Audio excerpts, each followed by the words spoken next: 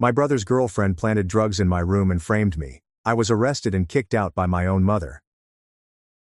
I, a 21-year-old male, need to get this off my chest because my life has entirely fallen apart over the last month. My younger brother, Patrick, a 19-year-old male, has always been the golden kid in our family. But what he did to me was beyond what I could have anticipated. Let us first examine our family dynamics. Our parents split when I was 12 and Patrick was 10. Our father relocated across the nation for work, so we only see him on holidays. Our mother, Rosa, 45, works 2 jobs to support us. She works during the day as a nurse at the local hospital and at night as an office cleaner. She is usually fatigued, so Patrick and I had to rely on each other growing up.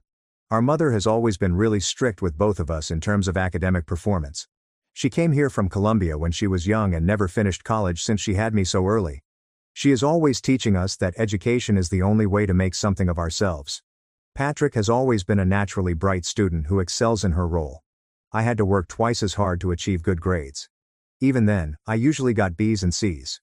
As a result, Patrick became Mom's clear favorite. She would brag about him to her friends, display his report cards on the refrigerator, and always use him as an example when lecturing me on my grades. It ached. But I understood. Patrick was actually clever, and his mother was proud. I assumed that was just the way things were. Despite this preference, Patrick and I were actually quite close. We shared a room until I was 18. And we had an underlying agreement that we were a team against the world. When Mom was working late, we'd order pizza and stay up late playing video games.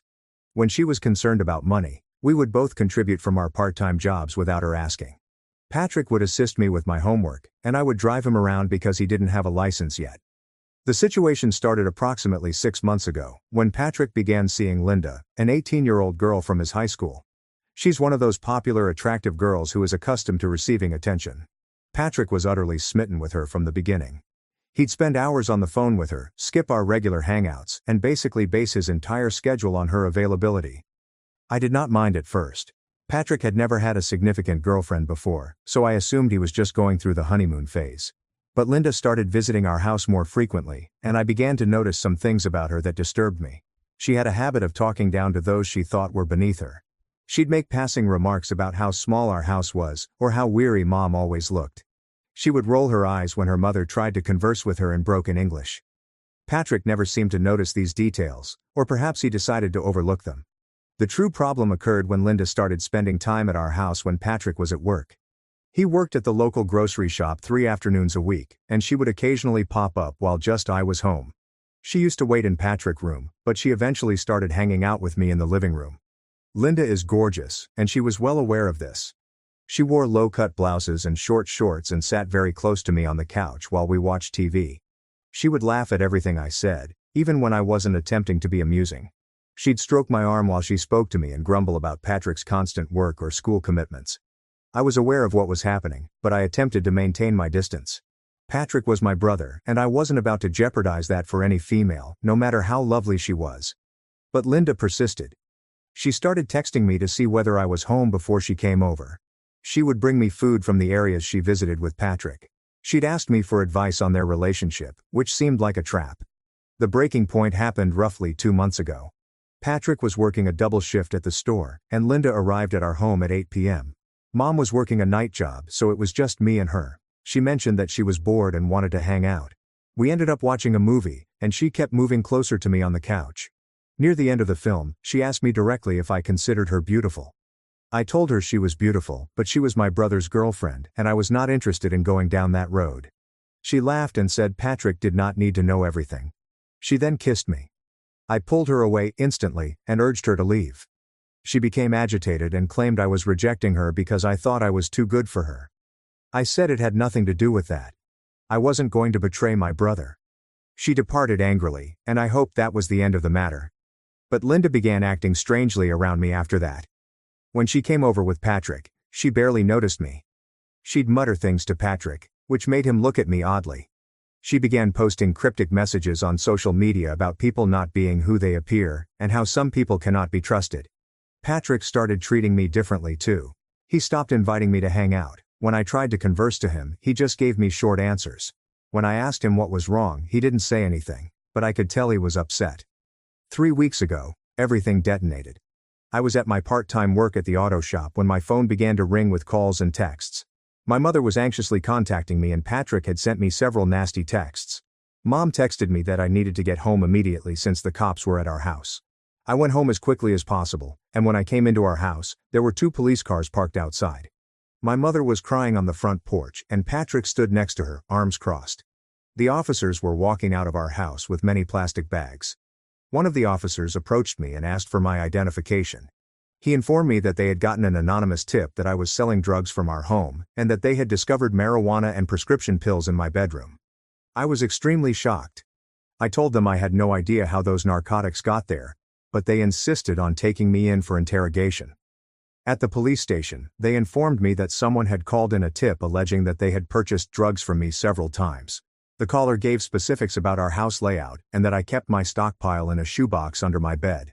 When they checked the specific spot, they discovered a bag of marijuana and approximately 20 tablets, which turned out to be stolen prescription medications. I kept saying that I'd never seen those medicines before in my life. I don't even smoke marijuana. I've always been concerned that it might jeopardize my ability to keep my job at the auto shop. But the proof was right where the anonymous caller claimed it would be. The worst part was that my mother and Patrick came to pick me up after I was freed on bond. Mom would not look at me. Patrick sat in the back car, staring out the window the entire way home. When we went to the house, Mom told me I had 24 hours to find another somewhere to live.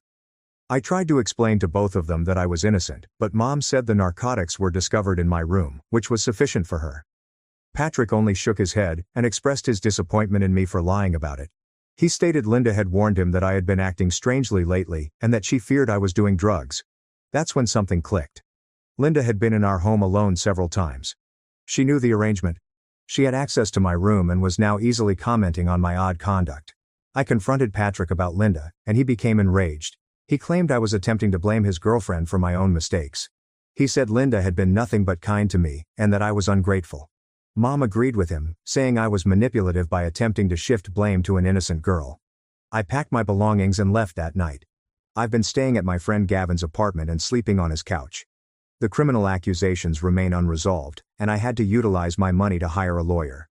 My mother hasn't returned my calls, and Patrick has blocked me on all social media. It pains me that I can't prove Linda planted the medicines. I can't verify she made the anonymous call. I only had my suspicions and the fact that she had access to my room. But Patrick is so consumed by his affections for her that he refuses to even contemplate the prospect. I learned from Gavin, who still speaks with Patrick on occasion, that Linda has moved on to console Patrick about having such a disappointing brother. She's been staying at our house more frequently, assisting Mom with domestic duties, and generally presenting herself as the ideal girlfriend who is supporting the family during this tough time. Meanwhile, my life is utterly shattered. I might go to jail. I have lost my family. My reputation in our small community has been shattered. And the guy I believe is to blame for everything is being honored as if he were a saint.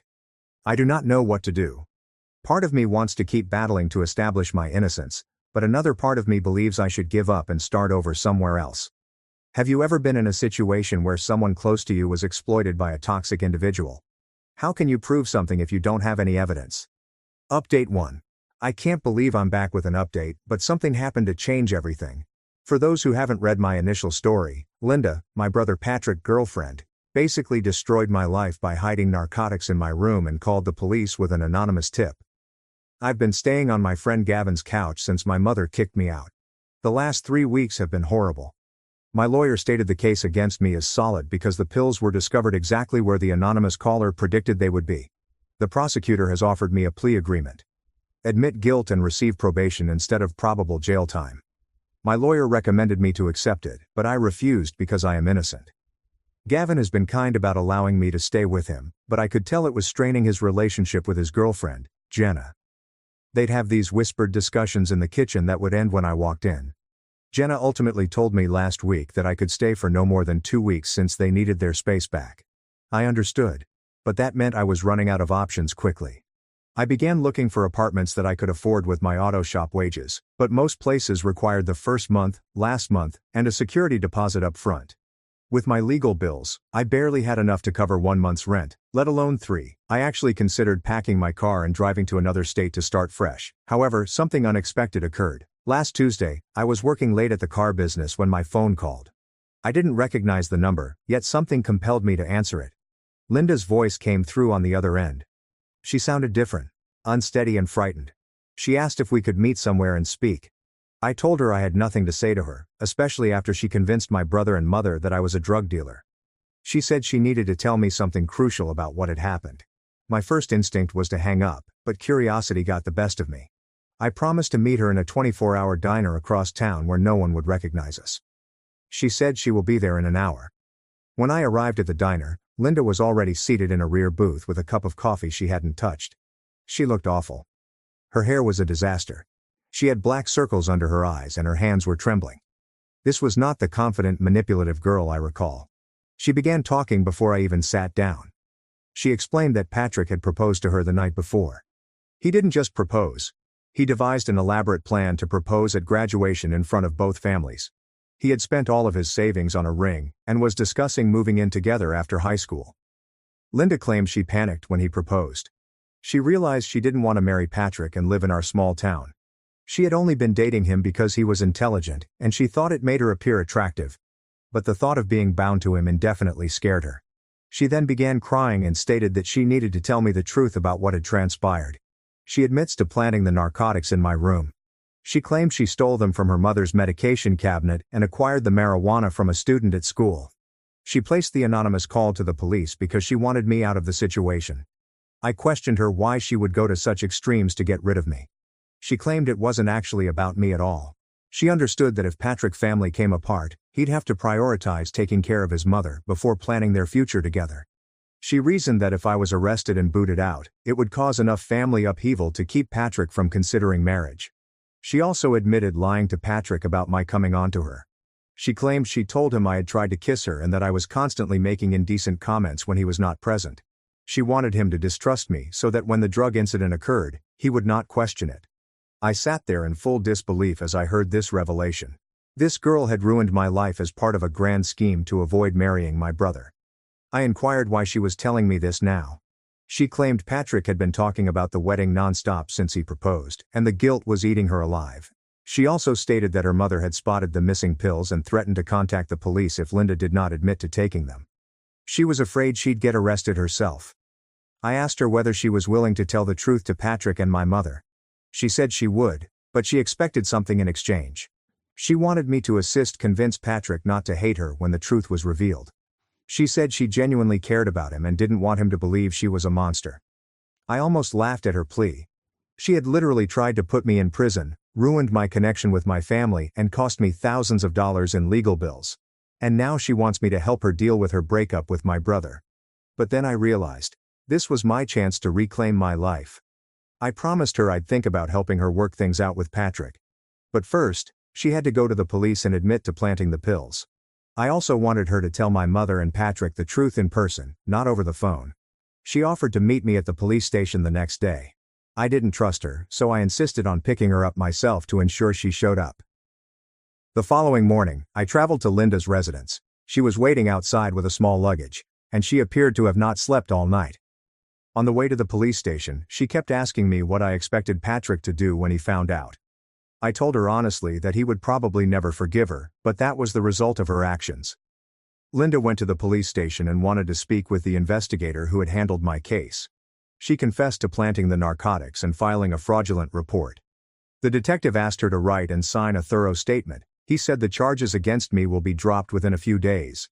Linda asked if we might meet with my mother and Patrick after we left the police station. I contacted my mother and informed her that I was coming over with Linda and that she needed to hear something important. Mom seemed perplexed, but decided to let us come over. When we arrived at my house, Patrick and Mom were both sitting at the kitchen table waiting for us. Patrick seemed angry to see me, and Mom appeared fatigued. Linda sat across from them and explained everything. The drugs, the anonymous call, and the lies about my sexual advances on her. All of it. Patrick's face went through around 5 different emotions as Linda spoke. First came confusion, then amazement, rage, hurt, and ultimately a blank expression as if he was shutting down. Mom merely kept shaking her head and saying, "I can't believe it." Patrick asked Linda why she would do such a terrible thing to his family once she had finished talking. She tried to explain that she felt stuck and didn't want to marry, but he cut her off. He told her to go and not contact him again. After Linda had departed, Mom hugged me and apologized for not believing me.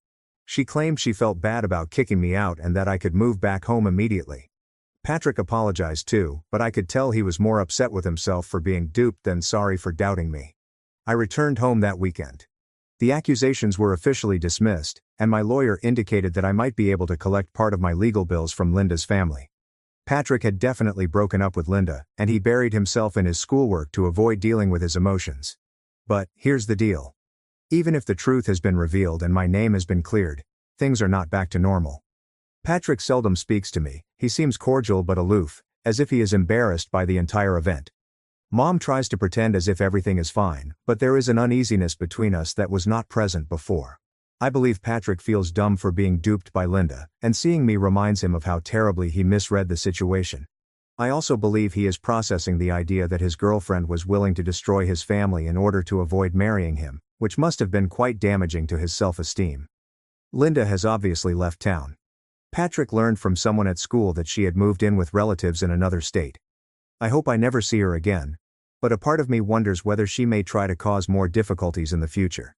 For the time being, all I'm focusing on is rebuilding my life and ties with family. It will take time, but at least the truth is now out there. Update 2. Another update because the matter has somehow become much more convoluted. Linda, my brother's ex-girlfriend, falsely accused me of drug peddling. I was arrested. My family has disowned me. She eventually admitted the truth. I assumed that was the end of it, but I was mistaken. Things were slowly returning to normal at home. Patrick was still acting strangely around me, but Mom and I were repairing our connection. After being home for approximately a month, something happened that changed everything again. On a Saturday morning I was working at the auto shop when an elderly woman came in and specifically asked for me. She introduced herself as Olivia, Linda's mother. I'd never met her before, but I knew her from the images Linda had given us. Olivia seemed quite unhappy and requested if we could speak privately. My supervisor allowed me to take a break and we sat in her car outside the business. She informed me that Linda had been lying about far more than simply the pills. Olivia claims Linda had been stealing from her for months before the event with me occurred. Olivia's purse money, prescriptions, and even some of her jewelry had gone missing. Olivia suspected Linda but couldn't prove it until Linda admitted to the police that she had framed me. However, that wasn't the worst part. Olivia claimed that once Linda moved up with her relatives in Nevada, she began phoning Olivia wanting money. Linda claimed she was pregnant with Patrick baby and required financial assistance. Olivia sent her $2,000 before becoming suspicious and contacting the relatives Linda was allegedly residing with. Linda had never been pregnant. She had been spending the money on parties with new acquaintances in Las Vegas. When Olivia confronted her about it, Linda admitted the pregnancy was bogus but claimed she deserved the money as restitution for having to leave her community due to the mess I had caused. Olivia called because she thought I should know Linda was continuing lying about our family and attempting to obtain money by using Patrick's name. She also wanted to tell me that Linda had been posting messages on social media about how she was the true victim in our scenario. I checked Linda's social media profiles that night, and Olivia was correct. Linda had rewritten the entire narrative online. According to her writings, I had been bothering her for months, making unwelcome advances and threatening her when she turned me down. She stated she only lied to the police because she was afraid of what I would do to her. She presented herself as a valiant victim who had finally escaped an oppressive situation. The post received dozens of comments from people I didn't know, calling me various names and suggesting I should be imprisoned. Linda also shared images of herself looking sad and vulnerable, with words about starting afresh after overcoming tragedy. I screenshotted everything and showed it to Patrick. He was furious when he realized what Linda had posted. He hadn't used social media since their breakup, so he had no idea she was still spreading lies about our family. Patrick decided to phone Linda and tell her about the bogus pregnancy narrative and social media posts. I was present when he made the call, and he turned it on speaker so that I could hear. Linda answered the first ring, and her voice became beautiful and heartfelt when she learned it was Patrick. She informed him she had been missing him tremendously and regretted leaving town.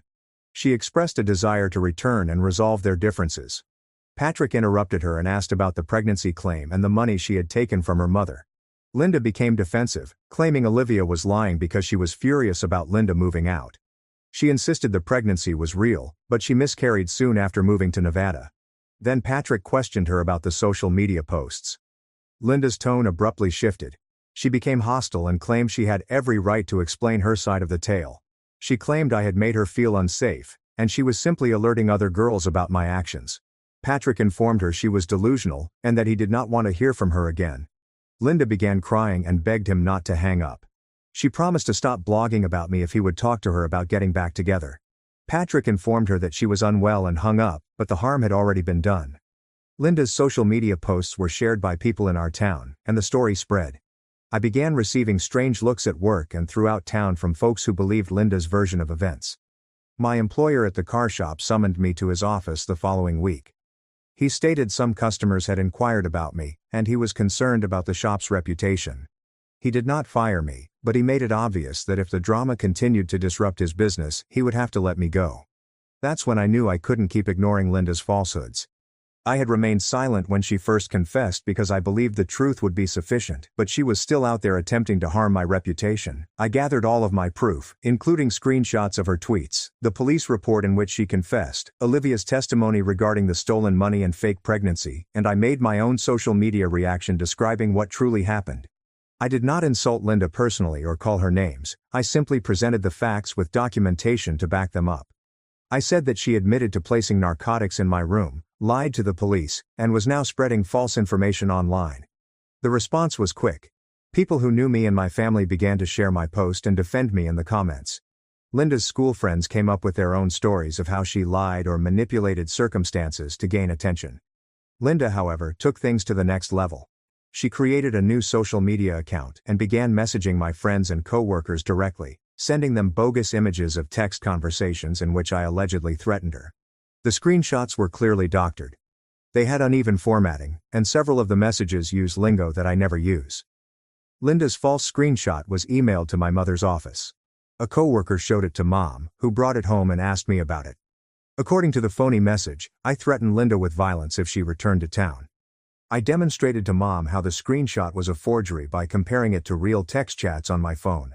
The fonts were different, and the message timestamps did not correspond with when Linda and I had actually texted. Mom believed me, but she was concerned about how far Linda was ready to go with her falsehoods. Patrick suggested we talk to a lawyer regarding Linda's harassment accusations. He felt guilty that his ex-girlfriend was still attempting to harm our family, even after the truth was revealed. Last week we spoke with a lawyer who specializes in internet harassment claims. She analyzed all of the data, and concluded that we had a strong case against Linda for defamation and cyberstalking. She further stated that Olivia may file charges for theft and fraud in connection with the phony pregnancy money. Linda received a cease and desist letter from the lawyer, requesting that she stop posting false material about me and remove all existing posts.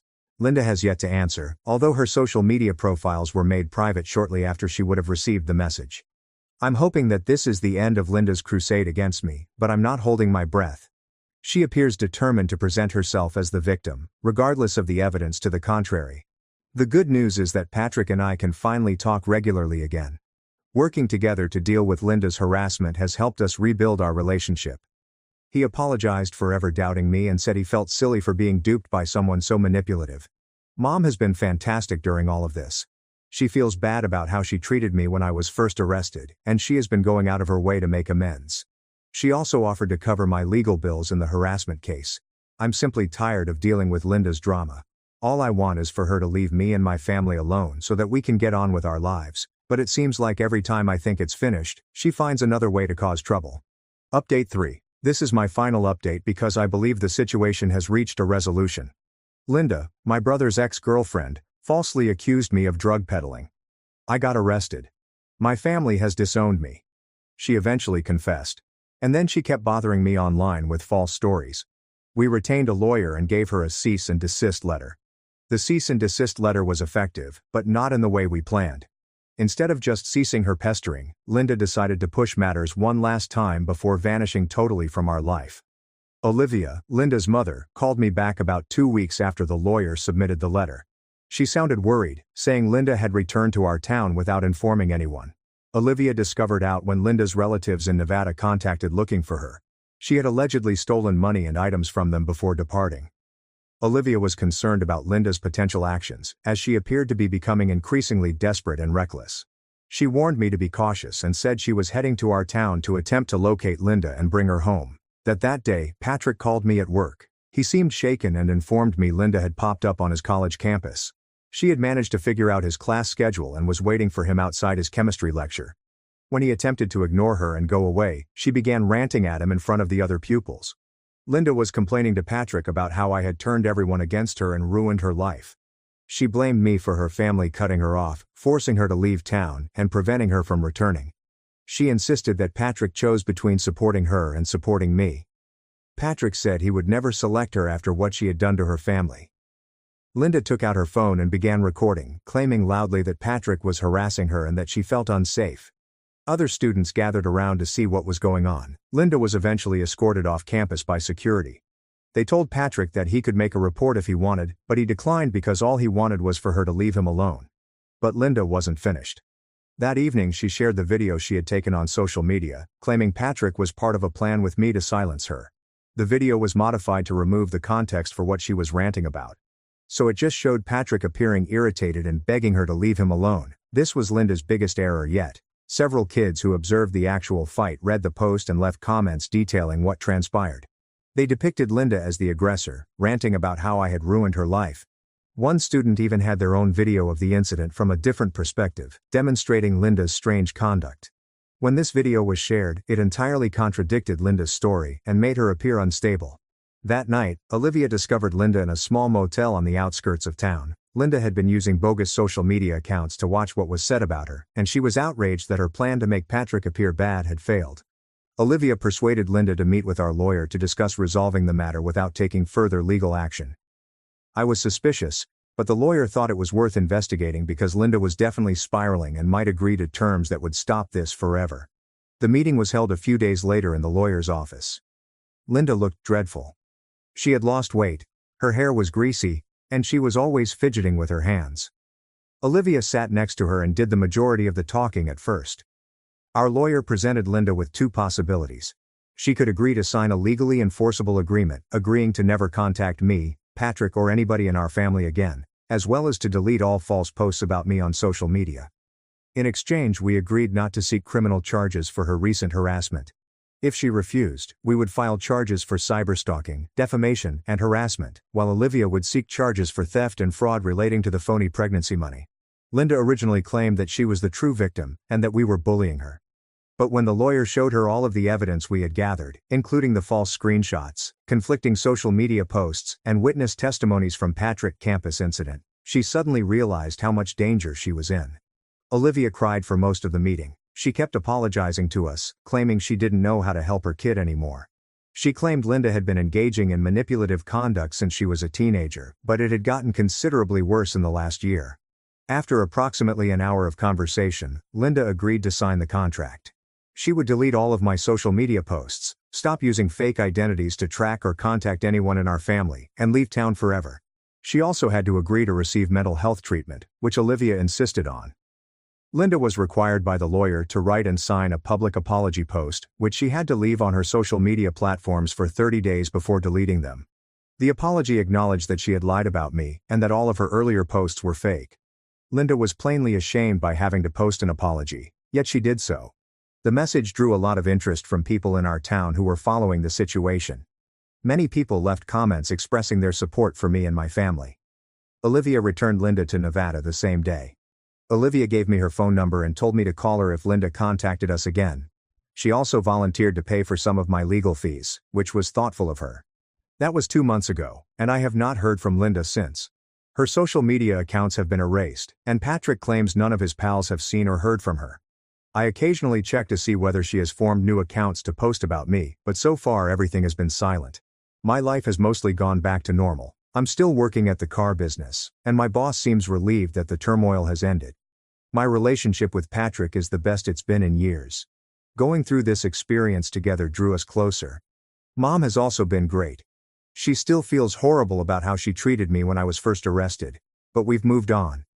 This event taught her a lesson about online abuse, and she is now more skeptical of everything she sees on social media. The only long-term effect is that I'm much more cautious about who I trust. Linda taught me that some people are willing to wreck innocent people's lives for just selfish reasons.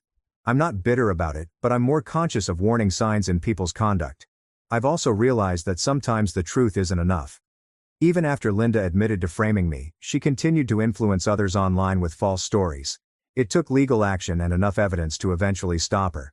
Patrick is currently dating a new girl named Lily, who appears to be truly kind and drama-free. He's taking it much slower this time and is being more cautious in introducing her to the family. I believe his experience with Linda taught him to look for character and integrity rather than being impressed by someone's appearance or popularity. Linda, on the other hand, I hope she receives the assistance she requires and ceases to cause harm. But I also want to never have to deal with her again. Some individuals are simply poisonous, and the best thing you can do is remove them from your life and keep them away. I'm thankful that my family stayed together in the end and that the truth came out. It was a horrific experience, but it might have been much worse if Linda had been more cautious about covering her tracks, or if my family had refused to listen when the evidence became evident. This entire incident taught me that while family relationships can be fragile, they can also be stronger than you realize if everyone is prepared to fight for them. Patrick and I went through hell, but we emerged stronger on the other side.